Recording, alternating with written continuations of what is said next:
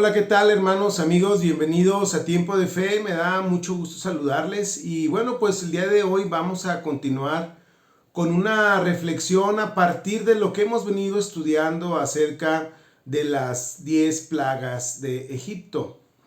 La última de las plagas que nos cuenta el libro del Éxodo tiene que ver con algo sumamente doloroso, que es con la muerte de todos los primogénitos de Egipto.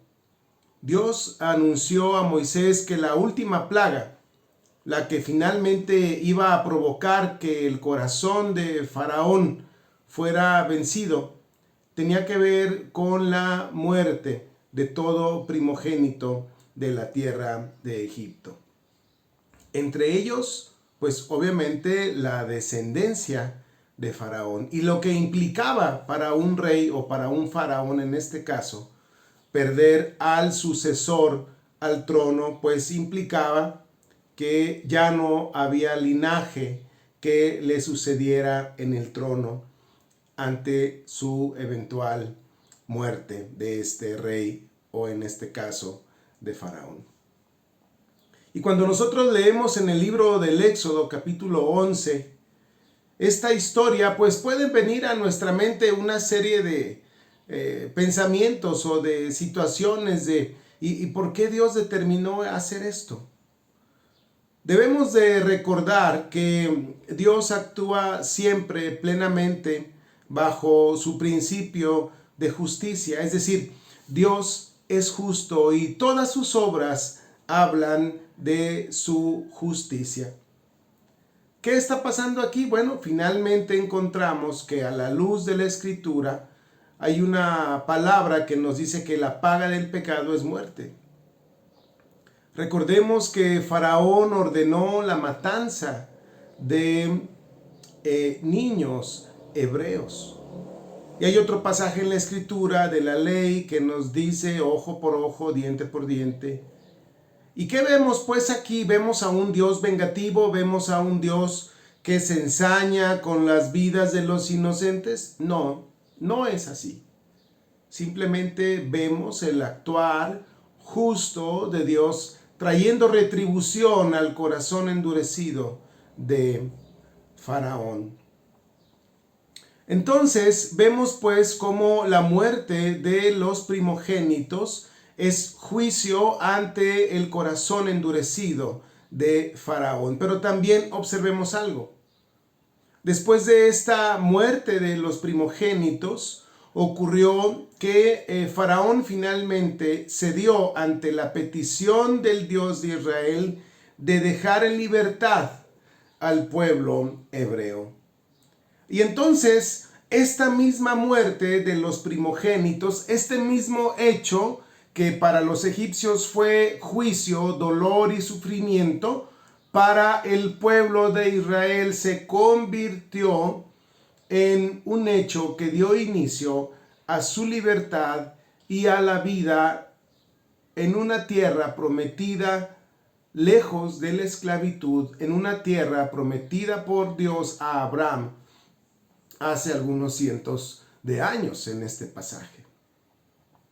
Y entonces encontramos que el mismo hecho tiene dos consecuencias diferentes. El mismo hecho tiene dos situaciones diferentes. Para el pueblo egipcio es juicio, dolor, muerte y sufrimiento.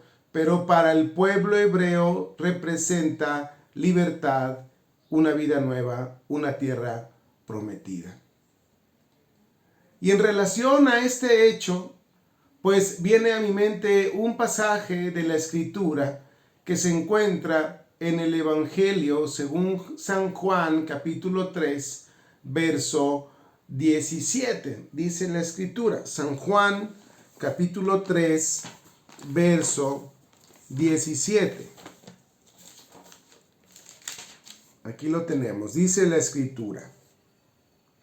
El que en él cree no es condenado, pero el que no cree ya ha sido condenado porque no ha creído en el nombre del unigénito Hijo de Dios. La esencia del Evangelio es que Jesús, como Cordero perfecto, sin mancha, fue inmolado, fue sacrificado, fue llevado al Calvario. Jesús murió en una cruz.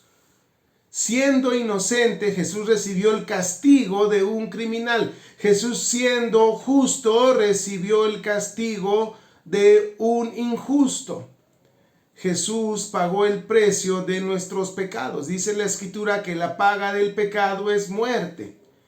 Jesús cargó nuestros pecados. En Isaías 53 Él nos da un panorama amplio acerca de la muerte profética del Mesías. El Mesías tendría que pasar por ese dolor y por ese sufrimiento. Y Jesús así lo vivió, Jesús así lo sufrió. Jesús fue a la cruz, Jesús fue al Gólgota, Jesús fue a morir, a entregar su cuerpo, su sangre en rescate por muchos. Ahora bien, este pasaje nos centra en el mismo hecho que puede tener dos implicaciones, dos significados. Así como la muerte de los primogénitos tuvo dos implicaciones, dos significados, también la cruz del Calvario puede tener dos implicaciones, dos significados. Todo depende de dónde estés. Todo depende de dónde lo asumas. Todo depende de cuál sea tu posición con respecto a la cruz del Calvario. Para el que no cree, para el que toma estas cosas como algo falso, como mentira, como cuentos, alguien puede decir, esas son mentiras, eso no es cierto, eso nunca ocurrió, Jesús nunca existió, Jesús nunca vivió, no hay evidencia histórica de ese hecho. Bueno, tú puedes argumentar al respecto.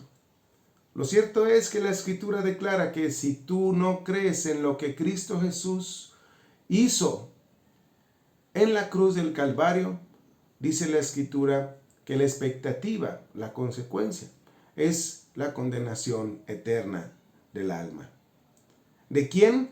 De quien se resiste a creer, de quien se niega a rendir su vida, su corazón, ante la cruz de Cristo en el Calvario. Sin embargo, la cruz de Cristo también tiene otra implicación, otro significado. Para los que vemos la cruz del Calvario con los ojos de la fe, los que abrimos nuestro corazón a esta verdad, dice la Escritura que tenemos una promesa de vida eterna y salvación. Este mismo hecho entonces tiene dos implicaciones. La cruz de Cristo, para el que cree, es salvación y vida eterna. Una vida, una promesa de eternidad en una tierra y en unos cielos nuevos. Dice el Apocalipsis que hay una promesa de cielo nuevo y tierra nueva.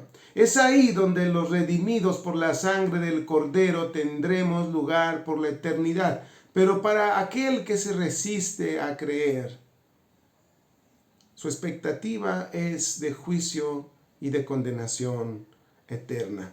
Así como el hecho de la muerte de los primogénitos de Egipto tuvo dos significados, también la muerte de Cristo puede tener dos implicaciones, dos consecuencias y dos significados. Para los que abrazamos la fe en Cristo Jesús, la cruz de Cristo significa el pago de nuestros pecados, la salvación de nuestras almas. Pero para quien le rechaza, implica la condenación eterna de su alma. De mi corazón te invito a que abraces la fe en Cristo Jesús para que puedas tener esta promesa de vida eterna y salvación. Yo soy tu amigo Alejandro Parra Oley. Me daré mucho gusto que compartieras este mensaje con tus amigos y tus contactos. Síguenos en nuestras redes sociales y nos vemos en la próxima. Que Dios te bendiga.